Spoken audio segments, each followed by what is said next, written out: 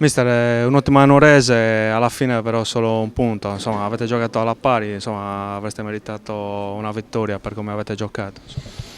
Ma si può dire tutto e niente, ma io sento,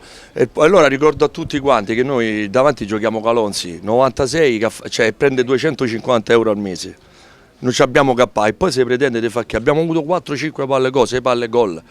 Ok, poi loro hanno meritato, sono stati in partita sempre, non hanno mollato i 5 minuti nostri di attenzione, ma vediamo chi ci abbiamo, vediamo che squadra ci abbiamo e poi ci rendiamo conto che questi ragazzi stanno a fare un miracolo. Non fa un miracolo, sembra che noi dovremmo essere armati, ragazzi, ma noi manca Cappai da inizio, al giro di ritorno non ha fatto una partita Cappai, è entrato con la Grosseto, ha fatto cose e rifatto male. Oggi abbiamo dimostrato veramente di fare una grande partita sul campo, i ragazzi hanno dimostrato di esserci, sono venuti fuori alla grande creando tantissime occasioni da gol e facendo un gioco molto arioso. Abbiamo avuto un blackout di 10 minuti come ho detto prima e questi 10 minuti abbiamo rimesso in partita